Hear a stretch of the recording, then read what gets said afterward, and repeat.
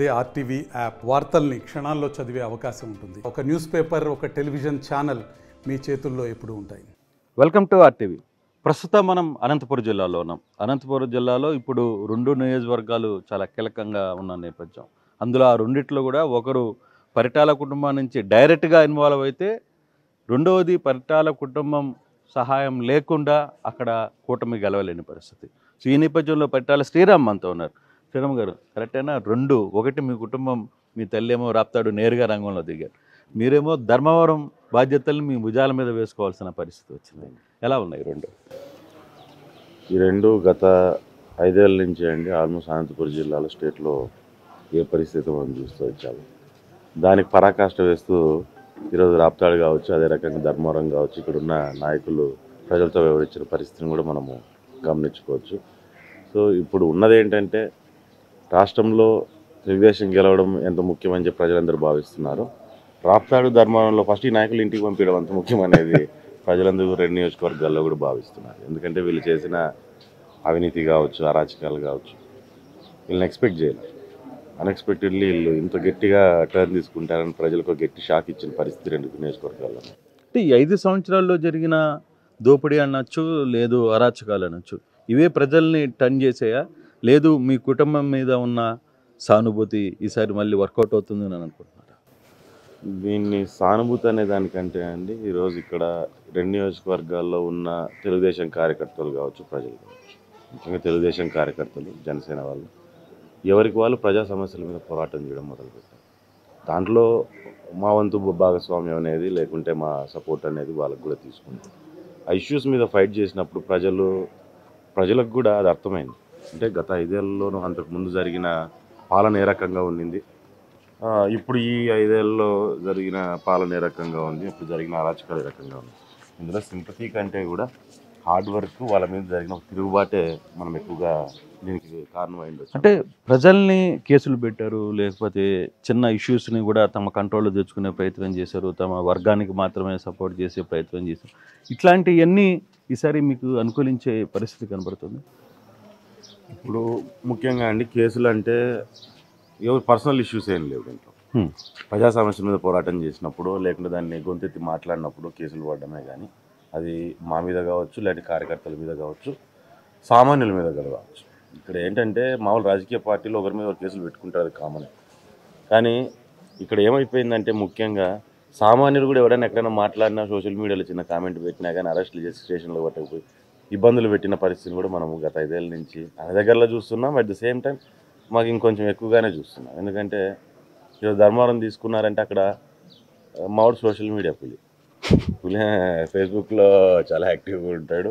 At the same time YouTube, social media మీద చాలా heavy concentration ఉంటుంది. సో చిన్న ఏమన్నా ఇట్లా తప్పు జరుగుతుందంటే కూడా దాని మీద విపరీతంగా రియాక్ట్ అయిపోయే పరిస్థితి అనేది ఇదని ధర్మవరంలో ఉంది. అట్ ది సేమ్ టైం రాప్తాడులో కూడా సిమిలర్ సిచ్యువేషన్ ఫేస్ చేసుకుంటూ బోత్ ఆర్ సేమ్, పెద్ద తేడా ఏం లేదు. సో ఈరోజు ఇవన్నీ జరగడం వలన ముఖ్యంగా ఇందాక మీకు చెప్పినట్టుగా నాయకులు కూడా, ఇక్కడ ఉన్న తెలుగుదేశం నాయకులు ఎవరు కానీ సొంత కేసులు ఏమీ లేవు. ఏవైనా సరే ప్రజా సమస్యల మీద పోరాడితే వచ్చిన కేసులు. సో దీని మీద ఫైట్ చేయడం, ఆ కేసుల మీద ఫైట్ చేయడం అనేది సమస్యల మీద ఉన్నారు కాబట్టి వాళ్ళకి అది క్లియర్గా మార్పు రావాలనేది కోరుకుంటున్నారు.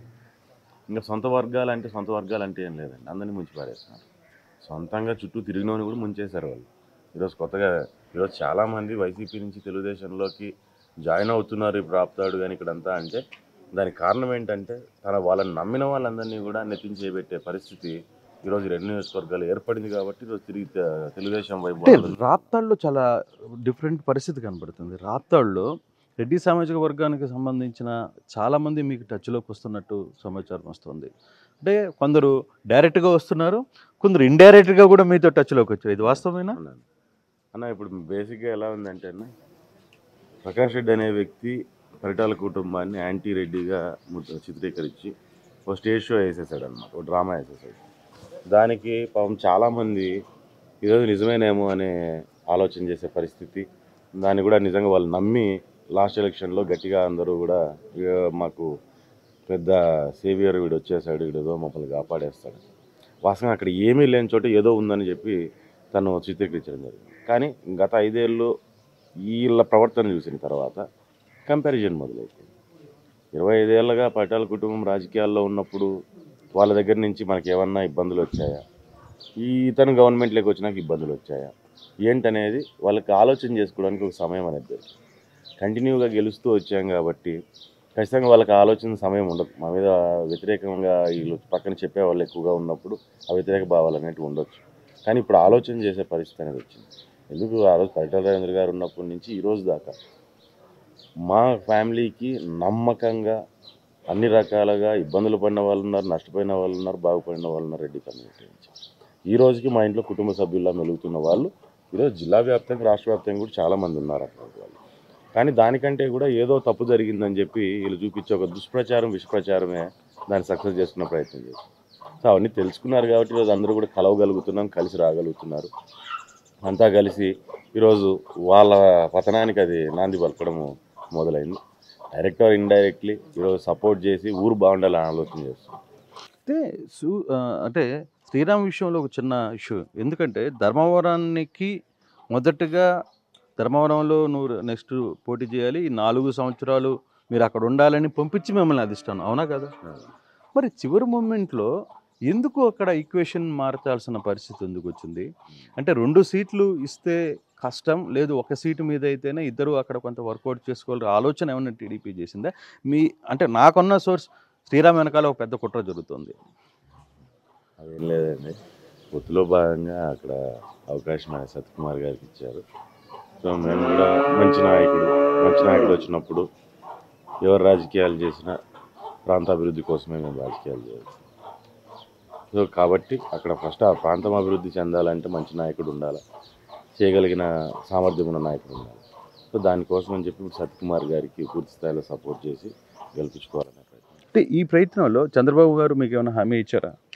మిమ్మల్ని మళ్ళీ పిలిపించి మాట్లాడిన నేపథ్యంలో లేదు ఈ ఈక్వేషన్ వల్ల నేను ధర్మవరం వేయలేకపోతున్నాను, సో నీకు మళ్ళీ లైఫ్ నేనున్నాను, అట్లా ఏమన్నా ఒక బలమైన హామీ ఏమన్నా ఇచ్చారా?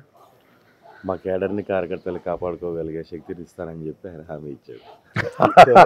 నేను అడిగింది అదే, ఆయన చెప్పింది కూడా అదే. ఖచ్చితంగా నాకు అది చేసుకోగలిగితే చాలనే దీంట్లోనే ఉన్నాను. ఆ కార్యకర్తలు కానీ గత 5 ఏళ్ళ నుంచి కష్టపడిన వాళ్ళని కానీ అందరినీ మనం ఈరోజు కాపాడుకోగలిగామంటే ఖచ్చితంగా దానికి అది ఎప్పుడు దాని లాభం అనేది ఏదో ఒక రోజు ఉంటుంది. ఇమీడియట్గా ఈ రోజు ఉంటుందా, రేపు ఉంటుందా, 5 ఏళ్ళకి ఉంటుందా, 10 ఏళ్ళకి ఉంటుందా అని చెప్పలేదు. కానీ ఏదో ఒక రోజు ఉంటుంది. ఈరోజు నాకు కనపడుతున్న సింగిల్ కాన్సెప్ట్ ఏంటంటే 5 ఏళ్ళు కష్టపడ్డారు, పోరాటాలు చేశారు, సరే గుడ్ ఆర్ బ్యాడ్ ఈరోజు మనకు సీట్ మారింది, ఇంకోటి జరిగింది. కానీ వాళ్ళని కాపాడుకోగలిగిన ఆ శక్తిని ఇవ్వగలిగితే చాలా అనుకున్నాను. చంద్రబాబు నాయుడు గారిని కూడా అదే కోవడం జరిగింది. నాకు వేరే ఏమొద్దు, కేడర్ని కాపాడుకునే అవకాశం ఇవ్వండి. ఆయన కూడా ఖచ్చితంగా దానికి సపోర్టివ్గా ఉంటానని చెప్పి. కానీ కేడర్ ఎలా కాపాడుతాడు? రేపు అక్కడ వేరే పార్టీకి సంబంధించిన, అంటే మీ కూటమి అభ్యర్థి అయినా పార్టీ వేరవుతాడు, అభ్యర్థి వేరవుతాడు. అక్కడ గెలిచిన తర్వాత అవకాశం మీరు వచ్చి పెత్తనం చేస్తానంటే సత్యకుమార్ ఒప్పుకునే పరిస్థితి ఉంటుందా? పెత్తనం ఏం లేదండి దీంట్లో పెత్తనం చేసేది ఏముంది? నేను వెళ్ళి ఎమ్మెల్యే సీట్లో కూర్చోవడం, లేదా చైర్మన్ సీట్లో కూర్చోవడం ఏమి ఉండదు. కానీ సమస్యలు వచ్చినప్పుడు వాళ్ళ సమస్యల్ని తీర్చే ఇది ఉండాలి. నాకు తెలిసి ఆ ఫ్రీడమ్ ఉంటుందని అనుకుంటున్నాను.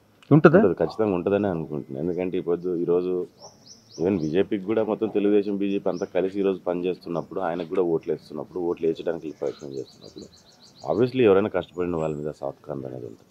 సో నా మీద ఉంటుందా ఉండదని పక్కన పెట్టేసేది, పనిచేసిన వాళ్ళ మీద ఆ సాఫ్ట్ కార్నర్ అనేది ఖచ్చితంగా ఏ నాయకుడికైనా ఉంటుంది, ఉండాలి. వాళ్ళ గురించి ఆలోచన ఉండాలి, వాళ్ళని తగ్గకూడదనే ఆలోచన కూడా ఖచ్చితంగా ఏ నాయకుడికైనా సరే అది చూపించుకోవాల్సిన అవసరం ఉంటుంది, ఉండాల్సిందే అన్నమాట. అంటే శ్రీరాము తల్లి పోటీ చేస్తున్న రాప్తాడు మీద ఫోకస్ కంటే కూడా ధర్మవరం మీదనే ఫోకస్ ఎక్కువ పెడుతున్నాడు. అంటే ధర్మవరంలో తన మార్కు చూపించుకోవాలని శ్రీరామ్ గట్టిగా అనుకుంటున్నాడు. అది ప్రెస్టేజ్ ఇష్యూగా తీసుకున్నాడా? అది ఖచ్చితంగా అండి, అది ప్రెస్టేజ్ ఇష్యూనే.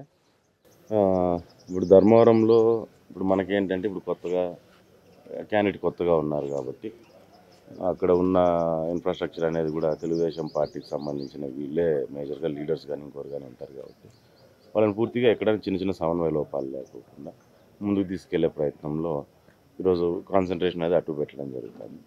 రాప్తాలు నేను కొత్తగా చేయడం ఏం లేదు, 25 ఏళ్ళ నుంచి రాజకీయాలు చేయాలి. ఇప్పుడు అక్కడ అందరూ పరిచయాలు, ఏ ఊర్లో ఏ నాయకుడు ఉన్నాడు ఏంటనేది మాకు కూడా ఐడియా ఉంది. ధర్మవరంలో ఏంటంటే ఈ గ్యాప్ ఉంది కాబట్టి ఆయన కొత్తగా వచ్చాడు కాబట్టి వాళ్ళకు హెల్ప్ఫుల్గా ఉండేంతవరకు, అడ్వైజ్ చేసేంతవరకు ఖచ్చితంగా ఆడు ఉండాల్సిందే. కానీ కీలక సమయం రాబోయే ఈ వారం రోజులు చాలా కీలక సమయం. తల్లికి తోడుగా నిలబడాల్సిన అవసరం కూడా ఉంది కదా. ఖచ్చితంగా ఖచ్చితంగా ఇప్పుడు డ్రాప్తాడు ధర్మవరం అనేది ఖచ్చితంగా రెండు బాధ్యతలే, రెండు కళ్ళు లాంటి. ఏ కన్ను కావాలంటే మనం ఏది ఇంకో దాన్ని చూపించలేము. సో రెండు దానిలో గట్టిగా పని చేయాల్సిందే. ముఖ్యంగా ఇది ఈసారి ఇది నాకు చెప్పినట్టు తెలుగుదేశం జెండా ఎగరేయడం అనేది అది అసలు మెయిన్ ఎజెండా అవసరము, అది మెయిన్ ఎజెండా లాగా పెట్టుకొని పని చేసుకోవాల్సిందే. ధర్మవరం విషయంలో మీరు చాలా సీరియస్ అయిన అలిగేషన్స్ మీ ప్రత్యర్థి మీద చెప్తున్నారు, ప్రస్తుత ఎమ్మెల్యే మీద. మీరు మా ధర్మవరాన్ని అధర్మవరం చేశారని చెప్తున్నారు, భూములు దోచుకున్నారు అంటున్నారు, లేకపోతే రియల్ ఎస్టేట్లో డబ్బులు వసూలు చేశారంటున్నారు, ల్యాండ్స్ కబ్జా చేశారంటున్నారు, పెద్ద ఇల్లులు కట్టుకుంటున్నారు.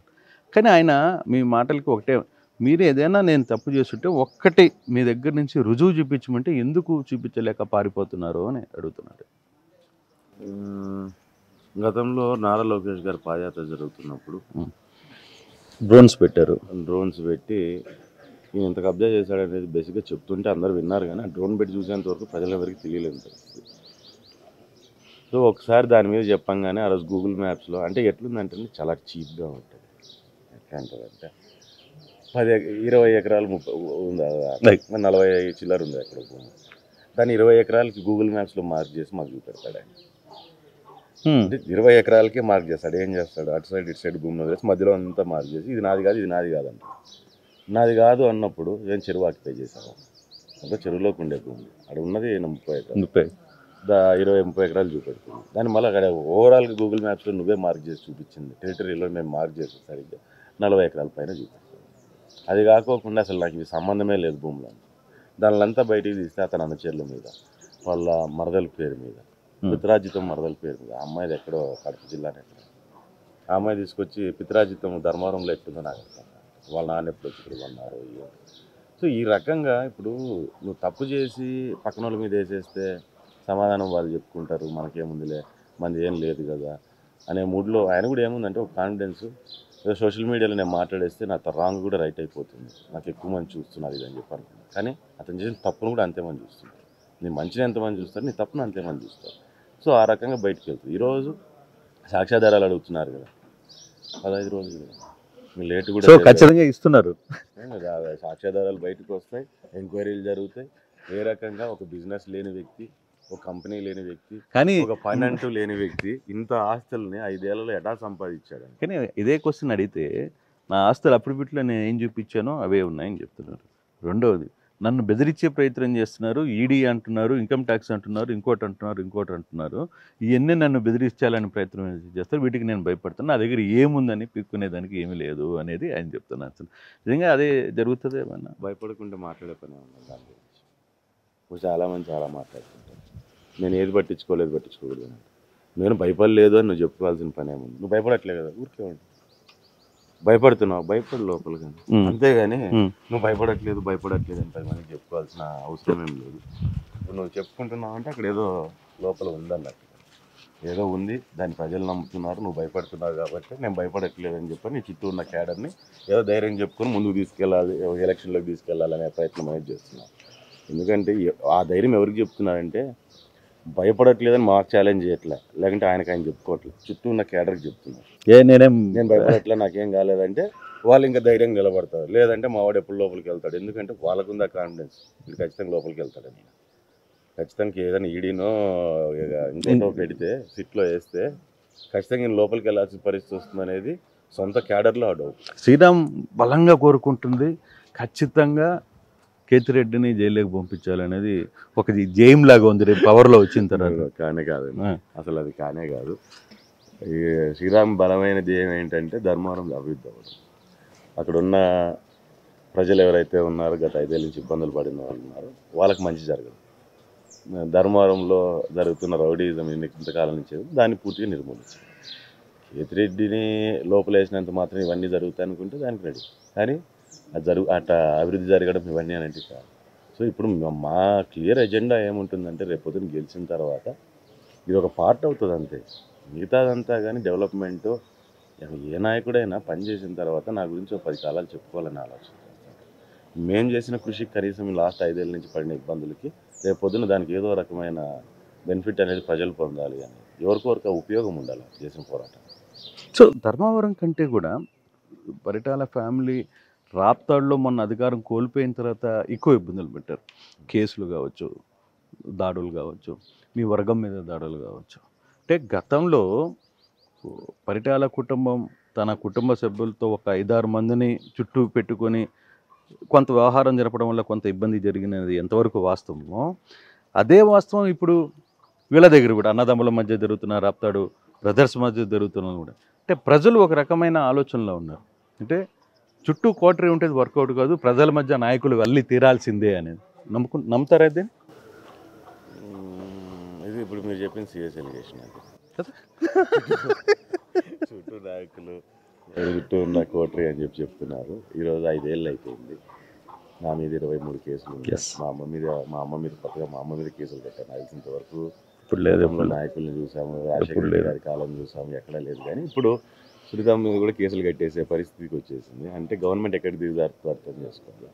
కానీ ఈ కేసులు ఏవే కానీ మేము ఫైనాన్షియల్ క్రైమ్స్, నా చుట్టుపక్కల లేకుంటే నేను అక్కడ కబ్జాలు దిగించుకోవాలి. సో మా ఇద్దరిని పక్కన పెట్టి చుట్టూ కోటరీ గురించే మాట్లాడాలి. నిజంగా నీకు ఆ సత్తా ఉంటే ఇప్పుడు కేసులు కట్టి లోపలేయాలి కదా, తప్పులు చేసుకుంటే. అంతే. ఇదే కోటరీనే మీరు చెప్పినట్టుగా కోట్లకు పడగలెత్తుంటే తప్పులు దొరికేటివి తీసుకొని పోయి లోపల వేయాల్సిందే. ఒక కేసు కట్టాల్సింది. మళ్ళీ 5 ఏళ్ళ నుంచి ఏం చేస్తున్నారు? ఒకటి కట్టలేకపోయారు. ఈరోజు రేపు పొద్దున్న నేను 100 దిగలుగుతాను. ఆప్తాలు కేసు కాదు, 100 కేసులు దిగలుగుతాను. వాళ్ళ కుటుంబ సభ్యులు 100 దిగలుగుతాయి. ఎన్ఆర్జీఎస్లో ఫ్రాడ్ కావచ్చు, అట్ ద సేమ్ టైం మనకి భూ కబ్జాలు కావచ్చు, బెదిరించుట, వసూళ్ళు కావచ్చు. ఈ రకంగా ప్రతి ఒక్క దాంట్లో 100 సమస్యలు బయటికి దిగలుగుతారు. ఈరోజు గత 5 ఏళ్ళు సమయం ఇచ్చావు. నువ్వు నాకంటే విపరీతమైన ప్రచారం ఎక్కువ చేశావు. మరి ఎందుకు దిగలేకపోయావు? ఈరోజు ఇక్కడ పక్కనే ముత్యాలమ్మ గుడి, ఉదాహరణ, చిన్న ఉదాహరణ తీసుకో. ముత్యాలమ్మ గుడి ఒకప్పటి నుంచి, అంటే మా ఏరియా అంతా ఒకప్పుడు నక్సలైట్ పార్టీ బాగా స్ట్రాంగ్గా ఉండేది. కమ్యూనిస్ట్ పార్టీ, ఉమ్మడి పార్టీ, దాని తర్వాత గణపతి వర్గం, ఇవన్నీ కూడా స్ట్రాంగ్గా ఉండేది మావోయిస్ట్ పార్టీ. ఆ టైంలో ఇక్కడ డబ్బులు మిస్యూజ్ అవుతున్నాయని చెప్పి ఒక కమిటీని తయారు చేయడం ముత్యాలమ్మ. దాంట్లో డబ్బులు ప్రతిసారి వస్తుంటే దాన్ని ఏదైనా ఉన్నా కానీ నీట్గా ఈ చుట్టుపక్కల 3-4 ఊర్ల నుంచి కమిటీలు పెట్టుకొని ఆ కమిటీల ద్వారా ఆ డబ్బులు ఖర్చు పెడుతూ మండలంలో చాలా చోట్ల సేవా కార్యక్రమాలు ముత్యాలమ్మ ట్రస్ట్ ద్వారా జరిగేవి. దాన్ని ఏం తీసుకొచ్చారంటే వీళ్ళు విపరీతంగా దాంట్లో నుంచి డబ్బులు తినేస్తున్నారు, వాళ్ళకి మెయిన్ సోర్స్ వీళ్ళకు ముత్యాలమ్మ గుడి అంటూ మా మీద ఒక ఆరోపణలు అనేవి తీసుకురావడం జరిగింది. ఈరోజు దాన్ని తీసుకెళ్ళి గవర్నమెంట్కి హ్యాండ్ ఓవర్ చేశారు. ఈరోజు ఒకప్పుడు వేలంపాట పాడితే కోట్లలో వచ్చే డబ్బులు ఈరోజు వచ్చేసరికి లక్షల లెక్క అయిపోయాయి. ఈరోజు హుండీలో పడే డబ్బులు కనపడట్లేదు. మరి ఏమవుతున్నాయి ఇవన్నీ? అంటే నీ పరిస్థితి నేను చెప్తున్నాను. ఈరోజు ఏ రకంగా ఉన్నది? ముత్యాలమ్మ సొమ్ము మంచిది కాదు. అక్కడ చిన్నోడికి కూడా ఎవడో ఇదయ్యే పరిస్థితి ఏమి ఉండదు. ఆ రోజు జరగవచ్చు కానీ అదేం నిలబడేది కాదు. కానీ ఈరోజు పరిస్థితి ఎట్లా అయిపోయిందంటే ఆ రోజు అలిగేషన్స్ ఈ రకంగా ఉంది. నిజంగా అవే అలిగేషన్స్ ఉంటే ఇప్పుడు కరెక్ట్ చేయాలి కదా. మళ్ళీ ఆ రోజు మేమున్నప్పుడు ఎక్కువ ఎందుకు కలెక్ట్ అవుతుంది, మరి ఈరోజు తక్కువ ఎందుకు కలెక్ట్ అవుతుంది? జనాలు ఏమైనా తగ్గారా? జనాలు డబ్బులు ఇచ్చేది ఏమైనా మారిందా? లేకుంటే అక్కడ ఉన్న వస్తువులు ఆ రోజు ఉన్నప్పుడు ఎంత నీట్గా ఉండేవి, ఈరోజు ఎందుకు వస్తువులు ఇచ్చేయలేకపోతుంది? అంటే అలిగేషన్ అనేది ఎంత వరస్ట్గా, అంటే రాజకీయాలు ఇంత గలీజ్గా ఉంటాయనేది ఈ 5 ఏళ్ళ నుంచి మాకు పడుతుంది. అంతకుముందు నుంచి ప్రకాష్ రెడ్డి అనే వ్యక్తి ఇక్కడ ఎమ్మెల్యే పోటీగా చేయడం మొదలుపెట్టినప్పటి నుంచి, అతను నోరు తెరవడం మొదలుపెట్టినప్పటి నుంచినే రాజకీయాలు ఇంత గలీజ్గా చేయొచ్చా అనే పరిస్థితి రాప్తాలో ప్రజలందరూ కూడా ఆలోచించే పరిస్థితికి వచ్చేసారు. సో ఇట్లాంటి ఎలిగేషన్స్తో ఈరోజు బయటకు వచ్చాం. చేతనైన నుండి ఇప్పుడు అరెస్ట్ చేయాల్సింది, కేసులు పెట్టాల్సింది, అన్ని ప్రూవ్ చేయాల్సింది. ఇప్పుడు ఈరోజు నేను 100 తీస్తాం ఇట్లాంటివి, అదే చెప్తున్నాను మీకు, 100 తీస్తాం ఇట్లాంటివి. అంటే రాబోయే రోజుల్లో ఈ ఎలక్షన్ అంటే మీ స్టైల్కి పాత నాన్నగారు ఉన్న స్టైల్కి కొంత తేడా ఉంది. అయితే శ్రీరామ్ మాటలు ఈ మధ్య కొంత స్పీడ్గా ఉన్నాయి. ప్రత్యర్థులు విమర్శలకు కూడా తన మాటలు అంతకుముందు కొంత సైలెంట్గా ఉన్న శ్రీరామ్ ఈసారి మాత్రం కొంత గడిచిన 3 సంవత్సరాలుగా కొంత ఆవేశంగా మాట్లాడుతున్నాడు, కొంత స్పీడ్గానే రియాక్ట్ అవుతున్నాడు. ఎందుకు కొంత చేంజ్ కనపడుతుంది శ్రీరామ్లో అంటే ఏం చెప్తారు? చేంజ్ ఏం లేదన్న. ముందు మా మీడియాలో ముందు అంత మాట్లాడేవాళ్ళం కదా, ఇప్పుడు మాట్లాడుతాను అంతకంటే తేడా. అప్పుడు కూడా ఆ పైరు అట్టే ఉంది. ఎప్పుడైనా అదే, అంటే సమస్య వచ్చినప్పుడు ఖచ్చితంగా దాన్ని మాట్లాడే విధానంలో మనం ఖచ్చితంగా కట్టడి చేయాల్సిన అవసరం ఉంటుంది. ముందు అంటే ఇప్పుడు మన కంటెస్టెంట్, నేను 19లో కంటెస్టెంట్, ఆ తర్వాత ఒక కాన్స్టిట్యున్సీకి ఇన్ఛార్జ్గా వ్యవహరించుకుంటుంది. అట్ ది సేమ్ టైం 2 కాన్స్టిట్యున్సీలు ఏ సమస్య వచ్చినా నా దృష్టికి వచ్చినప్పుడు నేను మాట్లాడాల్సిన పరిస్థితి. ఇక్కడ మాట్లాడేది అట్లనే ఉంటుంది. ఇప్పుడు మీడియాలో మాట్లాడేది అంటే ఇప్పుడు అవకాశం వచ్చింది కాబట్టి మాట్లాడుతున్నాం, ఆ పరిస్థితులు ఆ రకంగా వచ్చాయి కాబట్టి. సో అంతేగాని వేరేది ఏం లేదు. సో ఏం మాట్లాడినా సమస్యల మీద మాట్లాడిన వాళ్ళమే కానీ వేరే రకంగా ఏదో టైంపాస్కి మాట్లాడితే ఏమి. కానీ ధర్మవరం విషయానికి వస్తే నిజంగానే ధర్మవరాన్ని వదిలి మళ్ళీ రాప్తాడు వైపు చూసే ప్రయత్నం ఏమైనా చేస్తారా? ఈరోజు ఒకటండి, మా అవసరం అనేది ఎక్కడుందో తెలుగుదేశం పార్టీ ఎక్కడికి పంపిస్తుందో అక్కడికి వెళ్ళి పనిచేయడానికి ఈరోజు కూడా పటాల కుటుంబం ఎప్పటికీ సిద్ధంగా ఉంటుంది. మన అవసరం ప్రజలకు ఉంది, మన అవసరం పార్టీకి ఉంది. ఎక్కడికి వెళ్ళి ఏ మేరకు పనిచేయాల్సి వచ్చినా, ఎక్కడికి వెళ్ళాల్సి వచ్చినా వెళ్ళి పనిచేయడానికి సిద్ధంగా ఉంది. సో మాకు అక్కడ ఇక్కడ ఇంకోటి అనేది రాప్తాడు అనేది నాకు సొంతం, ఎప్పటి నుంచి నా సొంత ఊరు, నా సొంత ప్రజలు ముందు నుంచి కూడా. సో ఇప్పుడు ధర్మవరంకి వెళ్ళాను, ధర్మవరంలో కూడా పార్టీకి సంబంధించి అందరూ సొంతంగా మారారు. ఖచ్చితంగా ఈ రెండు దానిలో ఏదైనా డెవలప్మెంట్, అభివృద్ధి, వ్యక్తుల అభివృద్ధి, వర్గాల అభివృద్ధి, దీని గురించినే ఆలోచన ఉంటుంది. అటు వెళ్తాం ఇటు వెళ్తామని ఇంకా మాకు ఏం మాట్లాడడానికి. కానీ ఇదే ధర్మవరంలో ముగ్గురు నాయకులు గతంలో ఇక్కడి నుంచి పోటీకి ట్రై చేశారు. మీరు చేశారు, వరదపురం సూరి చేశారు, ఇప్పుడు కొత్తగా సత్యకుమార్ వచ్చారు. కానీ ఇప్పుడు ఈ ముగ్గురు సమన్వయం నడుస్తోందా ధర్మవరంలో? ఇద్దరే కదండి, ముగ్గురు ఇంకా సూరి లేడు. బీజేపీలో ఉన్నా, అది వాళ్ళ ఇంటర్నల్ ఇష్యూ, దాని విషయం బీజేపీ ఇష్యూ కదా. మనం కానీ శ్రీరామ్ మాత్రం మీ డ్యూటీ, నా పని అనేది నా పని నేను చేసుకుంటాను. ఈరోజు నేను కానీ రాగట్పల్లి మధు కానీ జనశంకర్ మా పని మేము కంటిన్యూగా యాక్టివ్గా లాస్ట్ 4 ఏళ్ళ నుంచి మధుసూదన్ రెడ్డి గారు కావచ్చు, నేను కావచ్చు యాక్టివ్గా పాలిటిక్స్లో ఇన్వాల్వ్ అయ్యి పని చేసుకుంటూ వెళ్ళాను ధర్మవరం. ఎవరికి చేతనైన సమస్యలు వాళ్ళు దాని మీద రియాక్ట్ అవుతూ వెళ్ళాం. సో ఇప్పుడు ఆయన యాక్టివ్గా పనిచేస్తున్నారు, నేను యాక్టివ్ పనిచేస్తున్నాను. ఇంకా మిగిలిన వాళ్ళ ఇంటర్నల్ పార్టీ ఇష్యూ, దాని గురించి మేము కామెంట్ చేయడం కూడా మంచిది కాదు. సూరి టికెట్ వస్తుంది అనుకుంటే శ్రీరామ్ దాన్ని అడ్డుకున్నారు అంటే ఏమంటారు? ప్రజలు నాకన్నా కానీ నేను అడ్డుకోవడం అనేది నేను ఎంత అడ్డుకోవడం, నేను ఎంతో సింపుల్గా మీరు ఆలోచన చేయండి. నేను అడ్డుకున్న నా పార్టీకి నేను పనిచేస్తున్నాను, పార్టీ ఇచ్చిన ఆదేశాలకు అనుగుణంగా నేను పనిచేసేవాడినే. కానీ అడ్డుకునేది ఇంకోటి నేను పార్టీ డెసిషన్, ఉమ్మడి పార్టీ డెసిషన్, తెలుగుదేశం కావచ్చు, జనసేన కావచ్చు, బీజేపీ. దాంట్లో శ్రీరామ్ రోల్ లేదు అంటున్నారు. మేము వారిచ్చిన ఆదేశాలని పాటించే వాళ్ళమే కానీ మార్చే అంత కెపాసిటీ ఏం లేదండి, ఆ రకంగా ఏం కాదు. కానీ ఉమ్మడి పార్టీ అది తెలుగుదేశమా జనసేన బీజేపీ ఇది ఉంటుంది. దాంట్లో లోకల్ పార్టీస్ మా రెంట్లో ఉంటాయి కాబట్టి మా వాళ్ళ సే అంతో ఇంతో ఉంటుంది. At the same time BJP కూడా సెంట్రల్ పార్టీ, వాళ్ళు కూడా అంత ఆలోచన లేనిదే తీసుకొచ్చి అతన్ని తీసుకొచ్చి పెట్టే పరిస్థితి ఉంది.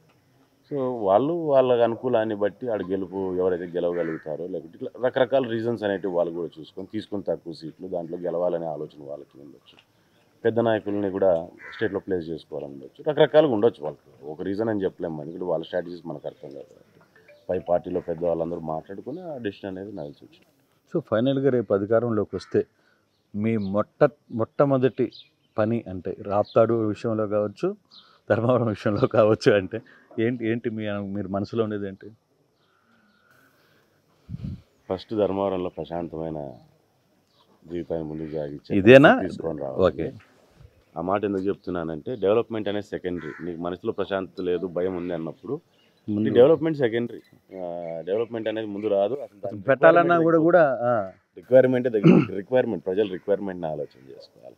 ప్రజల రిక్వైర్మెంట్ ఆలోచన చేసుకున్నట్లయితే ఫస్ట్ థింగ్ ధర్మవరంలో ప్రశాంతత ఉండాలి. దాని తర్వాత ఏ పనులు చేసినా కానీ వాళ్ళు కూడా యాక్సెప్ట్ చేసుకోగలుగుతారు, దాన్ని అనుభవించగలుగుతారు. ఆ ప్రశాంతత లేదన్నప్పుడు, భయం ఉన్నప్పుడు మనసులో వాళ్ళు చేయలేరు. అట్ ద సేమ్ టైం రాప్తాడులోకి వచ్చేసరికి మాకు పేరూరు డ్యామ్ని కంప్లీట్ చేయించుకోవడము, ఆ ప్రయత్నం కూడా ఖచ్చితంగా చేసుకోవాలి. ఎందుకంటే రైతాంగం మీద ఆధారపడిన ప్రాంతం ఉంది. ఖచ్చితంగా డ్యామ్కి నీళ్ళు వచ్చాయి అంటే అట్ ద సేమ్ టైం మా ఏరియా కూడా డెవలప్ అయిపోయి రైతులు కూడా బాగుపడతారు.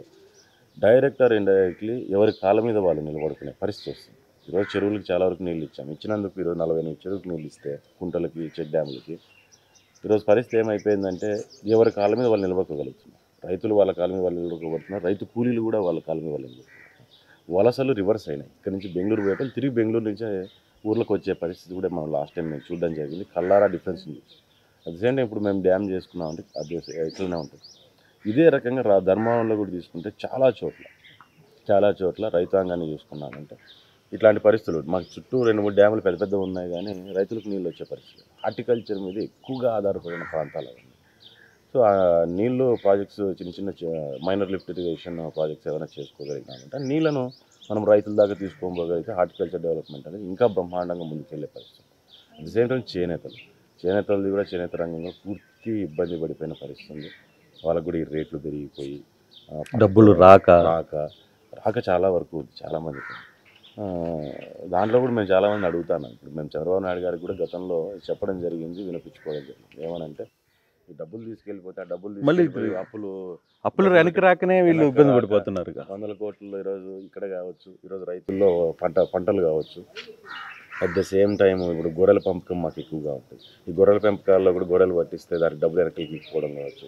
ఇప్పుడు అదే రకంగా ఇక్కడ బట్టలు, అదే రకంగా సిల్క్ క్లాత్స్ అన్నీ కూడా ధర్మవరంలో అదే పరిస్థితి. సో రైతులకు కానీ, ఈరోజు గొర్రెల పెంపకం లైఫ్ స్టాక్ మీద ఆధారపడిన వాళ్ళకి కానీ, ఈరోజు ఈ చీరలు దీని మీద ఆధారపడిన వాళ్ళకి కానీ ఇటువంటి వర్గాలు ఇంకా ఉంటాయి. వీళ్ళందరికీ గవర్నమెంట్ ఖచ్చితంగా కొత్త జీవో తీసుకొచ్చి కొత్త లా దాని మీద తీసుకొని రావాలి. ఎవరైతే ఈ రకంగా ఫ్రాడ్ చేసుకుంటూ పోతారో దాని మీద స్పెషల్ ఎంక్వైరీస్ ఆస్తులు జప్తు చేసి కానీ వాళ్ళ డబ్బులు వాళ్ళకైనా ఎంతో కష్టం పడి వాళ్ళు కూడా దీని సంపాదన అనేది ఉంటుంది. రూపాయి కూడబెట్టుకున్న సంపాదన అనేది తయారు చేస్తుంటారు. అట్లాంటి దగ్గర ఇట్లాంటి జరగడం అనేది పూర్తి కుటుంబాలకు కుదేలైపోయిన పరిస్థితి, పూర్తి ఆ రంగమే దెబ్బతినిపోయే పరిస్థితి కూడా మనకు వస్తుంది. సో దాన్ని సేవ్ చేసుకోవాలంటే దీనికి ఒక ప్రత్యేకమైన చట్టాలను కూడా తీసుకురావాలని చెప్పి కూడా గతంలో చంద్రబాబు నాయుడు గారికి చెప్పాము. ఇప్పుడు మేము సత్య గారికి కూడా చెప్పి బీజేపీ ద్వారా కూడా దానికి సపోర్ట్ ఉండాలని చెప్పి మేము కూడా. బీసీ కార్డు వర్కౌట్ అవుతుందా సార్? ఖచ్చితంగా అండి. ఎప్పుడు ఎందుకంటే ఇన్ని రోజులకు గాను ఇప్పుడు బీసీకి ఒక అవకాశం అనేది వచ్చింది. సో ప్రజలందరూ కూడా అవకాశాన్ని సద్వినియోగం చేసుకోవాలనే ప్రయత్నం చేస్తున్నారు. ఎందుకంటే మనకు ఉన్న దాంట్లో ధర్మవరంలో కూడా బీసీ ఓటింగ్ మేజర్గా ఉంటుంది కాబట్టి వాళ్ళందరూ కూడా దానికి సపోర్ట్ ఇవ్వాలని వాళ్ళు కూడా డిసైడ్ అవుతున్నారు ప్రజలు. So all the best sir. Raptadu మీ మదర్కి, అలాగే ధర్మవరం మీరు భుజాల మీద మోస్తున్నారు కాబట్టి రెండింటికి థ్యాంక్ యూ సార్. నమస్తే అండి. ఇది వ్యాపారం గురించి కాదు, ఓటు గురించి. ఎన్నికల్లో ఓటు వేయడం మన హక్కు మాత్రమే కాదు, కర్తవ్యం. ఎంతో మంది మహా నేతలు శ్రమించి ప్రాణత్యాగం చేసి ఈ అవకాశాన్ని మనకిప్పించారు. అందరూ ఓటు వేద్దాం. ఎందుకంటే ఓటు హక్కు ఊరికే రాదు. నా ఓటు ఎవరికో తెలుసా? అది సీక్రెట్ అండి.